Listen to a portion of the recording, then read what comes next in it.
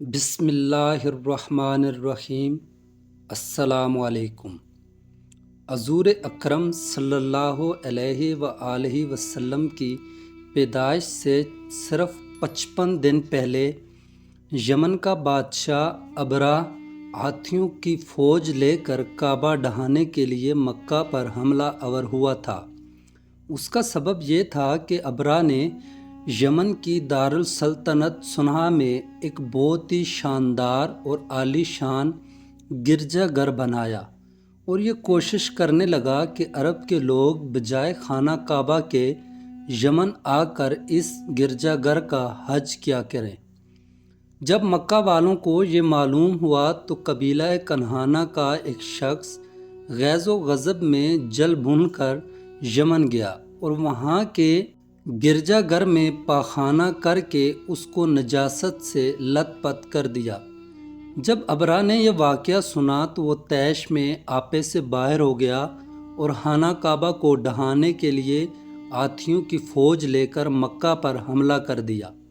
اور اس کی فوج کے اگلے دستے نے مکہ والوں کے تمام اونٹوں اور دوسرے مویشیوں کو چھین لیا۔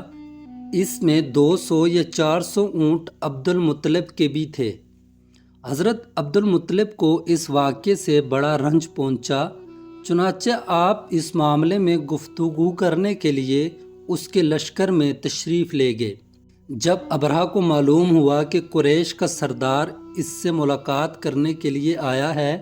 تو اس نے آپ کو خیمے میں بلا لیا، اور جب حضرت عبد المطلب کو دیکھا کہ ایک بلند قامت، رہبدار اور نہایت ہی حسین و جمیل آدمی ہیں جن کی پیشانی پر نور نبوت کا جاہ و جلال چمک رہا ہے، تو صورت دیکھتے ہی ابرہ مرعوب ہو گیا اور بے اختیار تخت شاہی سے اتر کر آپ کی تعظیم و تکریم کے لیے کھڑا ہو گیا اور اپنے برابر بٹھا کر دریافت کیا کہ کہیے سردار قریش، یہاں آپ کی تشریف آوری کا کیا مقصد ہے؟ حضرت عبد المطلب نے جواب دیا کہ ہمارے اونٹ اور بکریاں وغیرہ جو آپ کے لشکر کے سپاہی ہانک لائے ہیں، آپ ان سب مویشیوں کو ہمارے سپرد کر دیجئے۔ یہ سن کر ابرہ نے کہا، اے سردار قریش، میں تو یہ سمجھتا تھا کہ آپ بہت ہی حوصلہ مند اور شاندار آدمی ہیں، مگر آپ نے مجھ سے اپنے اونٹوں کا سوال کر کے میری نظروں میں اپنا وقار کم کر دیا۔ اونٹ اور بکری کی حقیقت ہی کیا ہے؟ میں تو آپ کے کعبے کو توڑ پھوڑ کر برباد کرنے کے لیے آیا ہوں، آپ نے اس کے بارے میں کوئی گفتگو نہیں کی۔ حضرت عبد المطلب نے کہا کہ مجھے تو اپنے اونٹوں سے مطلب ہے، کعبہ میرا گھر نہیں ہے بلکہ وہ خدا کا گھر ہے، وہ خود اپنے گھر کو بچا لے گا، مجھے کعبہ کی ذرا بھی فکر نہیں ہے۔ یہ سن کر ابرہ اپنے فرعونی لہجے میں کہنے لگا کہ اے سردار مکہ، سن لیجئے، میں کعبہ کو ڈھا کر اس کی اینٹ سے اینٹ بجا دوں گا اور روح زمین سے اس کا نام و نشان مٹا دوں گا،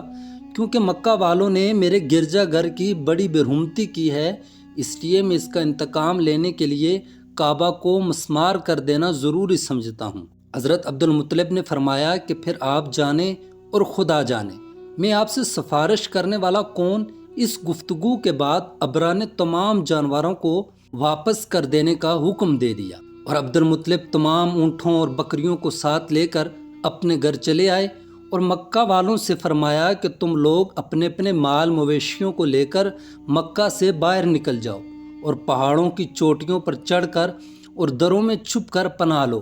مکہ والوں سے یہ کہہ کر پھر خود اپنے خاندان کے چند آدمیوں کو ساتھ لے کر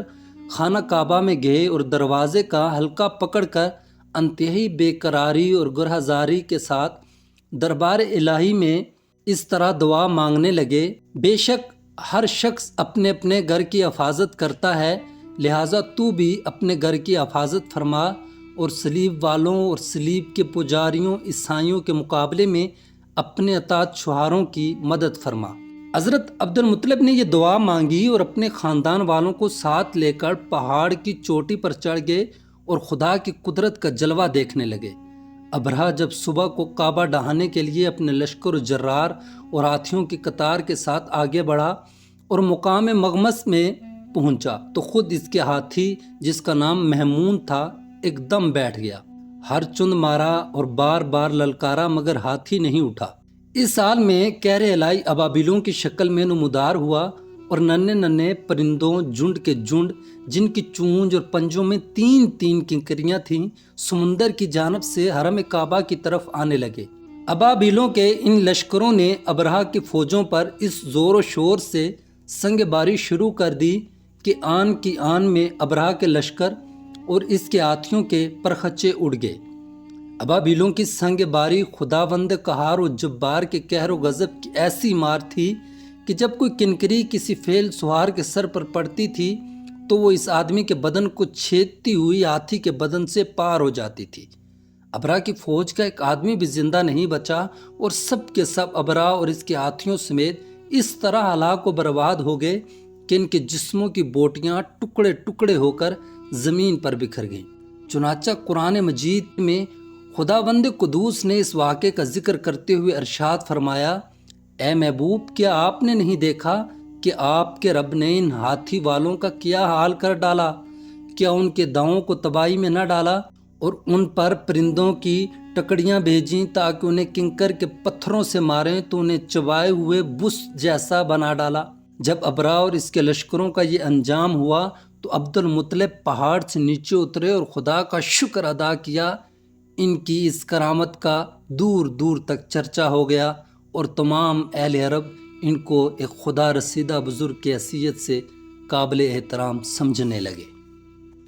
محترم ناظرین، جیسا کہ آپ نے غور کیا ہوگا کہ جو لوگ رب العالمین پہ اپنا اعتماد باقی رکھتے ہیں، اللہ تعالیٰ سے امیدیں وابستہ رکھتے ہیں، رب العالمین ان کی وابستگی کو، ان کی امیدوں کو کبھی ٹوٹنے نہیں دیتے۔